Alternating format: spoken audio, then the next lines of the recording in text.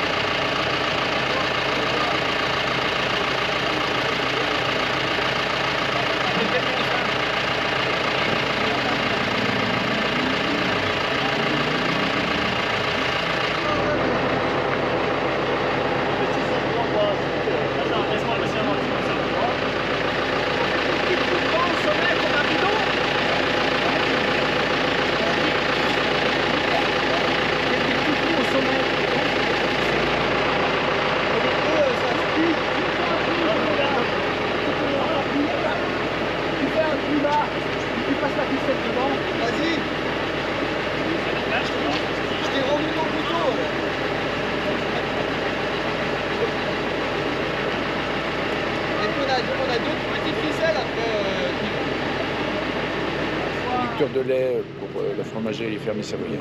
D'accord. Transformé par Push à Lactalis. Du coup, la manifestation de ce soir, c'est vraiment alors, à l'initiative de la coordination rurale et uniquement de la coordination rurale. Oui. D'accord. Vous êtes combien sur les deux départements? On a une bonne centaine d'adhérents. Depuis le printemps, on a eu des nouvelles adhésions, bien sûr, parce qu'on a été plus médiatisé, plus visible. Par rapport aux événements de l'année dernière? Par rapport aux événements de fin d'hiver, oui. Et on a des arguments qui tiennent la route. On a certainement une très bonne analyse de la situation de l'agriculture, mais surtout des agriculteurs de la base. D'accord.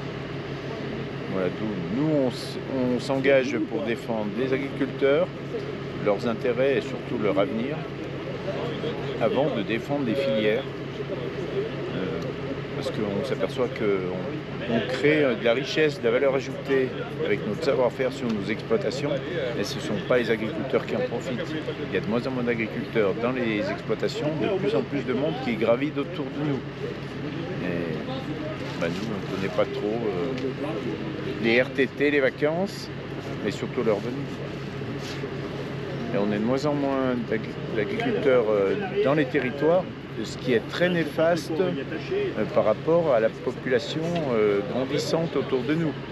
On est presque pris pour des Indiens, et c'est les nouveaux arrivants qui vont nous dire comment on doit travailler. Donc ça, la liberté, on n'a plus tellement. Ouais. Et là, ce soir, on sent que le mouvement de grogne, ça reprend un petit peu chez les agriculteurs. Là, pourquoi ce soir là ce soir, là, on est à la fin, on est dans une bonne période de beau temps après une année climatique catastrophique pour beaucoup de production. Donc on est à la veille d'un hiver qui va être très dur pour les éleveurs, les producteurs de lait, les fourrages sont de mauvaise qualité. Acheter de l'aliment, ça coûte très cher, donc il n'y a plus de marge sur la production du lait après. Donc la production du lait va être en faible quantité. Nos acheteurs de lait ils disent qu'ils ne peuvent pas nous augmenter le prix du lait parce qu'eux, il faut qu'ils écrasent leur charge avec du volume, donc là ils n'ont pas le volume. Nous, c'est un peu pareil sur les exploitations, on a beaucoup de charges aussi. Donc la solution, c'est d'avoir de moins en moins d'agriculteurs pour produire un certain volume ou faire tourner une exploitation, et ça dure qu'un certain temps. Et on arrive difficilement à trouver des repreneurs qui ont la passion du métier et qui veulent travailler comme nous on a fait. Faire des heures. Un peu.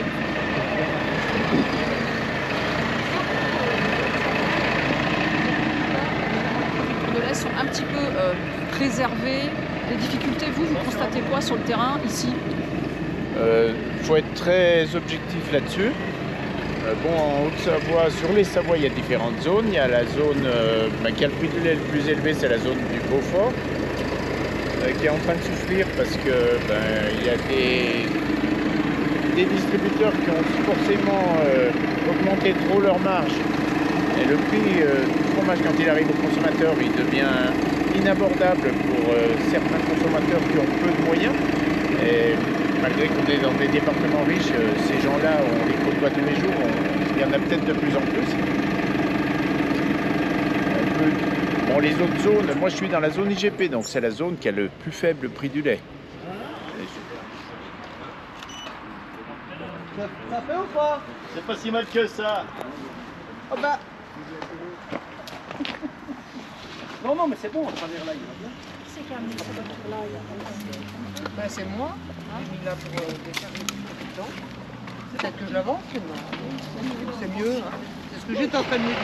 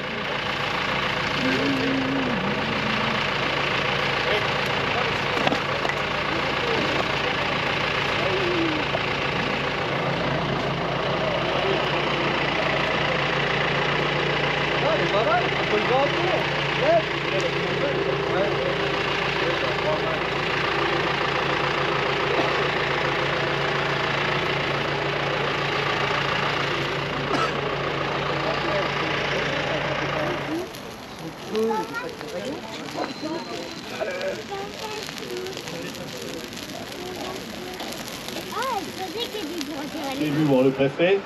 En attendant, bien sûr que nos collègues vont arriver. On vous fera bien sûr la restitution à la sortie de ce qu'on aura dit et de ce qu'on aura fait voir au préfet. Voilà. Donc on va y aller, je pense que je n'ai pas plus besoin de m'étendre maintenant. C'est une réunion telle qu'on l'a dit, une manifestation surtout pour un avertissement solennel. Parce qu'il y a des choses qui se passent pour l'agriculture, hein, je pense que tout le monde sait à peu près ça. Il y a les accords du Mercosur qui sont prévus pour être signés en fin de mois. Donc on avertit bien sûr les agriculteurs, mais la population, on expliquera en sortant les conséquences de ce nouvel accord. Qu'est-ce que les répercussions qu'il y aura bien sûr pour les agriculteurs et sur la population. Donc à partir de là, si jamais cet accord est signé, vous voyez un petit peu c'est un peu ce qu'on va dire bien sûr au préfet, monsieur le préfet, qui va se remonter ça, puisqu'on en a déjà parlé avec le Premier ministre. Mais effectivement, si l'accord passe, Macron trépasse. Hein. C'est très clair, le message c'est celui-là.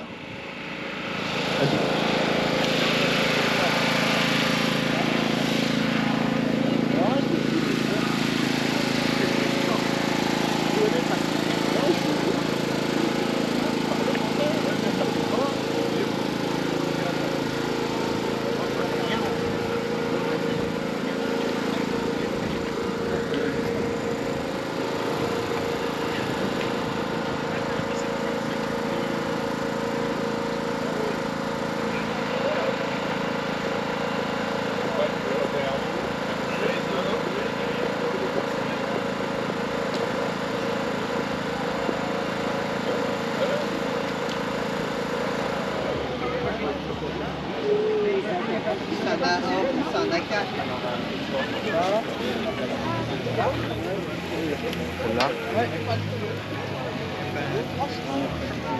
Faut pas qu'on en fasse trop tomber par terre parce qu'on n'a pas de chien. Ouais.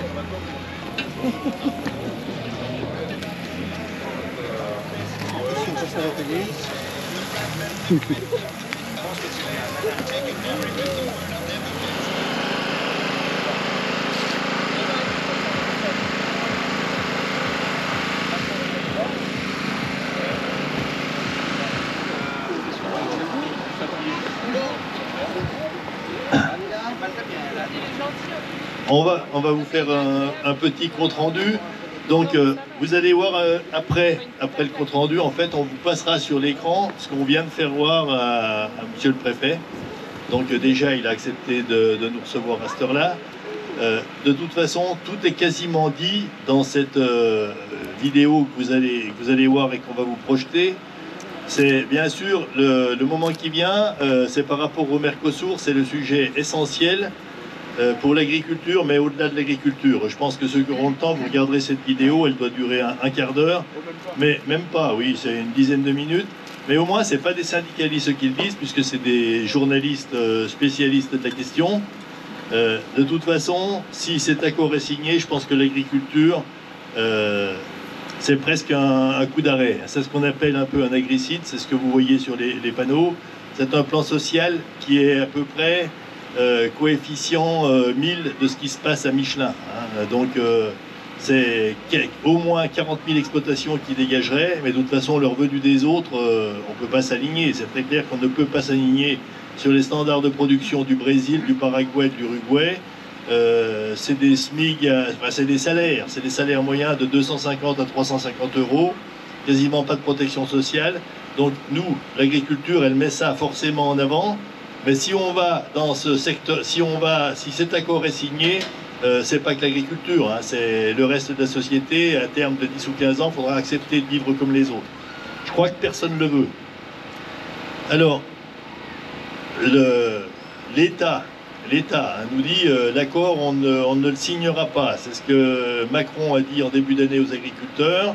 C'est ce que Michel Barnier et la ministre nous ont dit la semaine dernière. Mais sauf qu'on s'aperçoit très bien qu'ils peuvent contourner au niveau de l'Europe, puisqu'ils ont laissé le pouvoir au niveau de l'Europe, et l'Europe peut saucissonner l'accord pour qu'il soit appliqué. Pour nous, c'est très clair. C'est ce qu'on a dit, ce qu'on a rappelé au préfet. Hein, pour l'instant, c'est l'avertissement. L'avertissement, il est solennel. Et à partir de maintenant, on appellera, bien sûr, tous ceux qui peuvent nous rejoindre à une opération d'envergure nationale, mais qui sera conséquente. Hein. Donc on peut dire vers la fin du mois si toutefois cet accord est signé. Si l'accord est signé, Macron est le seul responsable. C'est eux qui nous ont amenés dans cette situation. Donc si l'accord passe, Macron trépasse. Je crois qu'il faut bien que ce message-là soit passé dans la presse. Il n'y aura pas de pitié. Voilà, c'est très clair. Hein. Ça va commencer par des blocages au niveau des départements. On fera en sorte d'embêter le moins possible la population, et ça se terminera à Paris. Parce que ça ne peut plus faire autrement. Il y a un moment, ça suffit. Donc Macron liquide la France, c'est ce qui est en train de se passer.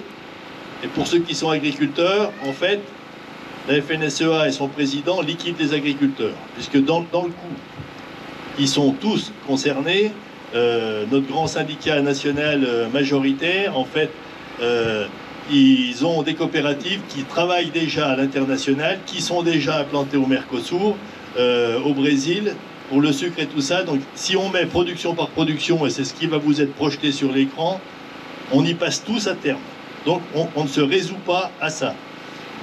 Donc c'est le message principal qu'on a dit. L'autre message qui est plus national, celui-là, je pense que vous entendez tous parler de contrôle et de suradministration pour les agriculteurs, donc on n'est pas rentré trop dans le détail, mais il y a un fait majeur qu'on demande, c'est la suppression de l'OFB. C'est l'organisme qui nous contrôle pour tout ce qui est au niveau biodiversité. Ça coûte à l'agriculture 780 millions d'euros par an. Donc les agriculteurs ne sont pas des délinquants. Ces contrôles-là, on n'en veut plus. C'est très clair, on n'en veut plus. On entend parler aujourd'hui et hier d'un ministre de l'Intérieur qui nous parle de mexicanisation de la France. Je pense que les délinquants, ils sont ailleurs que dans l'agriculture. Donc ces services-là, ils les redéploient ailleurs. Je pense que les gendarmes, ils auront besoin de collègues supplémentaires. Il n'y a pas trop de moyens, donc ils se servent de ces moyens-là, mais de ça, l'agriculture n'en veut plus. C'est quasiment une ligne rouge aussi. Donc, Barnier, on lui a bien expliqué, il ne faut pas nous dire qu'il n'y a plus un rond dans les caisses et continuer de laisser perdurer toutes ces choses-là. Donc ça, pour nous, c'est pareil, c'est bon. Pas bien plus de choses à vous dire, donc on vous passe ce qu'on a passé maintenant au préfet, et puis après il y aura un petit peu de musique, parce qu'on ne va pas finir complètement dépité. Hein, on pense qu'il y a des choses, il faudra qu'elles changent. Il faudra qu'elles changent pour l'État. Hein, donc je pense que pour la fin de l'année, on peut s'attendre à ce qu'il se passe des choses, mais il faut que la représentation agricole aussi, elle change, puisque quand je suis aux côtés du président de la FNSEA, quand on discute avec Macron, c'est exactement les mêmes personnages. Leurs seuls intérêts, c'est les intérêts financiers. Ils parlent d'agriculture, ils parlent grands groupes nationaux, internationaux. Nous, on parle revenu des agriculteurs. On veut une agriculture qui reste basée sur les agriculteurs tels qu'on le connaît aujourd'hui. C'est ce modèle-là contre une agriculture financière et industrialisée, donc qui s'alignera sur le Mercosur. Et ça, je pense que nous, on n'en veut pas. La grande partie de la population n'en veut pas. Ils veulent continuer à soutenir cette agriculture-là parce qu'ils veulent savoir ce qu'ils mangent. Parce que quand vous aurez plus que les produits qui seront importés pour manger, il faut savoir qu'aujourd'hui, il y a déjà plus de 50% du poulet, plus de 50% des fruits et des légumes, 30 à 40% de la viande. On n'est pas capable de produire. On dit une chose simple, arrêtez d'importer ce qu'on est capable de produire ici. Donc si on n'arrive pas à produire, c'est parce qu'on nous met sans arrêt des bâtons dans les roues. On veut faire une agriculture beaucoup plus vertueuse que tous les autres pays du monde. Et pour conclure, vous savez ce qui s'est passé hier aux États-Unis. Il y a un président qui a été élu, c'est America First. Donc nous, maintenant, c'est exactement pareil. Si l'Europe veut s'en sortir, c'est Europa First. Voilà, et la France là-dedans, faudra que la France là-dedans, elle fasse valoir son poids. Donc par rapport au Mercosur, c'est d'ores et déjà qu'elle doit annoncer son veto si ça y va. Si elle ne l'annonce pas, ils assumeront les conséquences. Voilà, moi j'ai rien de plus à vous dire. Je ne sais pas si Gilles a autre chose. Pas grand-chose de plus, juste dire que Monsieur Langlais, DDT était présent, donc c'est très important. Il est très proche de l'agriculture. Donc on a parlé un peu de la situation agricole des agriculteurs, des agricultrices sur les Savoies, bien sûr. C'est pas mieux qu'ailleurs, parce que il faut casser l'idée qu'on a des produits qui sont mieux payés dans les Savoies qu'ailleurs. Oui, peut-être pour le lait. Par contre, les charges sont tellement plus élevées aussi que finalement le pouvoir d'achat qui nous reste, c'est pas mieux qu'ailleurs. C'est même peut-être plus difficile pour vivre pour les jeunes qui veulent se loger, principalement. Les investissements, les terrains à acheter, c'est de plus en plus cher parce qu'il y a beaucoup de concurrence. Voilà. Voilà, c'est ce qu'on a rajouté. On a essayé d'être très rapide. Bon, on vous invite à continuer la soirée en buvant un coup et en mangeant quelque chose dès que c'est cuit. On va bien écouter.